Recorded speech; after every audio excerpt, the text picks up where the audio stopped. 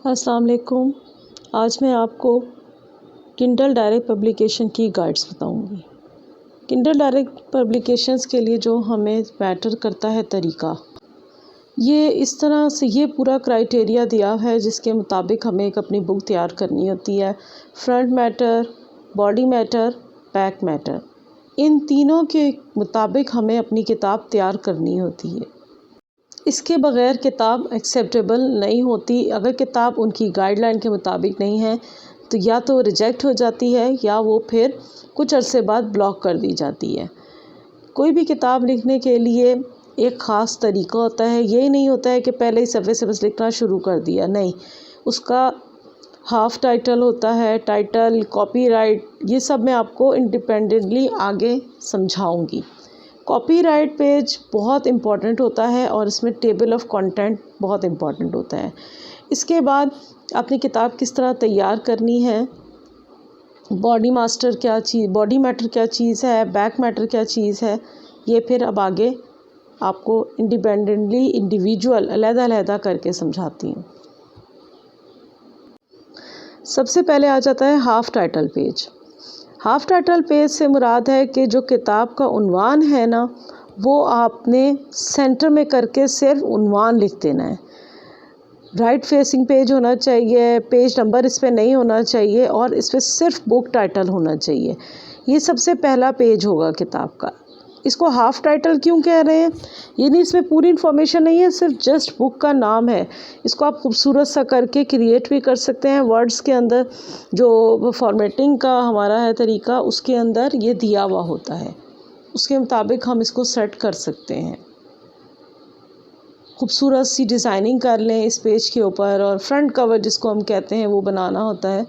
तो इसको आप जितना गुड लुकिंग बनाएंगे उतनी आपकी किताब अट्रैक्टिव लगेगी, क्योंकि बीच का मटेरियल तो बाद में पता चलता है, फ्रंट कवर से पहले पता चलता है कि किताब कैसी है।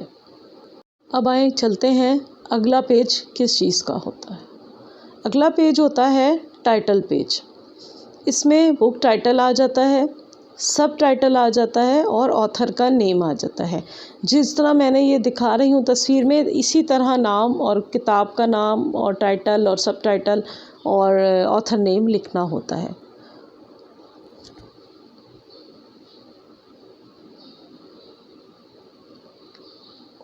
ऑथर के पेज के साथ बाय मत लिखें, जैसे रिटन बाय, नहीं, ज़रूरत ही नहीं। सिर्फ ऑथर लिखें, ऑथर लिख के नीचे अपना नाम लिख दें, ठीक है। और अच्छा सा खूबसूरत सा टाइटल बनाएं ताकि पढ़ने वाले को अट्रैक्टिव लगे। इसके बाद आ जाता है कॉपीराइट पेज। कॉपीराइट पेज बहुत इम्पॉर्टेंट होता है, यानी ये जो किताब लिखी है इसके सारे हकूक़ आपके नाम हैं। इस कॉपी से कोई भी कंटेंट, कोई पैराग्राफ, कोई चीज़ आपकी इजाज़त के बग़ैर कोई इस्तेमाल नहीं कर सकता। और इसके लिखने का तरीका भी नीचे बताया है। अगला देखते हैं क्या है।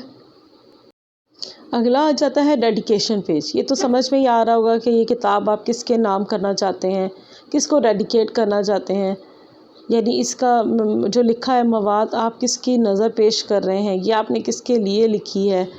और ये देखें, इसका बिल्कुल क्राइटेरिया इसी तरह होगा। सेंटर में आएगा, ऊपर हेडिंग आएगी और हमेशा कॉपीराइट पेज के बाद आएगा। अगर आप इस तरीके के मुताबिक जो मैं बता रही हूँ किताब बनाएंगे तो ज़रूर सक्सेसफुल होगी। आगे चलते हैं।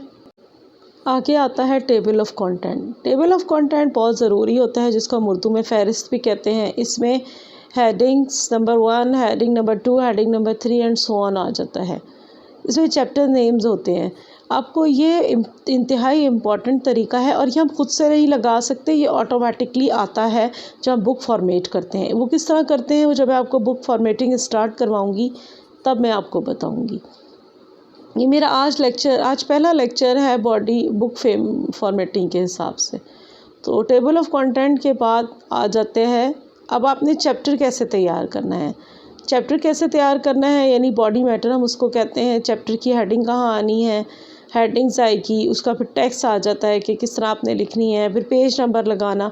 ये सब आगे मैं आपको जब बुक फॉर्मेटिंग सिखाऊंगी तो उसमें आपको मैं बताऊंगी। उम्मीद है आपको मेरी आज की वीडियो समझ आ रही होगी। इसके बाद बारी है आखिर में, जब हम आखिरी बैक पेज पे चले जाते हैं तो उसमें हमें 3 चीज़ें चाहिए होती हैं, bibliography and reference page and author biography.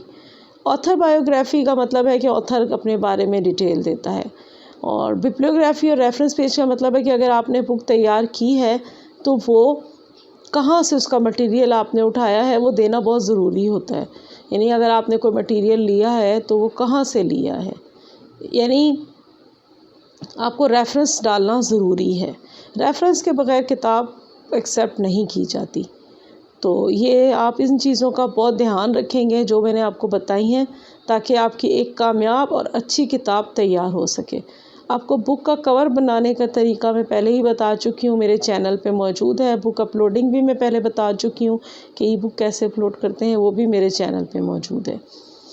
तो ऑथर बायोग्राफी में ऑथर अपनी तस्वीर अगर लगाना चाहे तो मर्ज़ी है, नहीं तो उसकी डिटेल होती है कि ऑथर क्या करता है, कितनी एज है, कहाँ से, मतलब उसका एजुकेशन कितनी है, उसने जो बुक लिखी है वो किस बेस पे लिखी है, यानी उसका क्या क्राइटेरिया है, अगर वो डॉक्टर है या एथलीट है या वो योगा वाला है या एक्सरसाइज करता है, तो ये सब इसमें आ जाता है।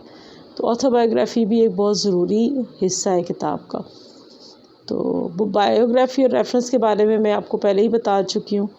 उम्मीद है मेरी आज की वीडियो आपको अच्छी लगी होगी और समझ में आई होगी। अगर आपकी कोई क्वेरीज़ हो तो आप नीचे मुझसे कमेंट सेक्शन में पूछ सकते हैं। मेरी इस वीडियोस को लाइक करें, शेयर करें, सब्सक्राइब करें। अपनी दुआओं में याद रखें। और ये एक आर्ट है, ये अगर आप सीख गए तो ये फ्रीलांसिंग की दुनिया में इस वक्त सबसे महंगा आर्ट है। आप $300-400 आराम से इस एक बुक के ज़रिए कमा सकते हैं। और अगर आपकी किसी कंपनी से डील हो जाए तो वेल एंड गुड। फ्रीलांसिंग के बारे में किसी दिन आपसे डिटेल से बात होगी। मेरी इस वीडियो को ज़्यादा से ज़्यादा शेयर करें। अगर आप मेरे चैनल पे नए हैं तो प्लीज़ इसको सब्सक्राइब कर दें। दुआओं में याद रखिएगा। Thanks for watching. अल्लाह हाफिज़।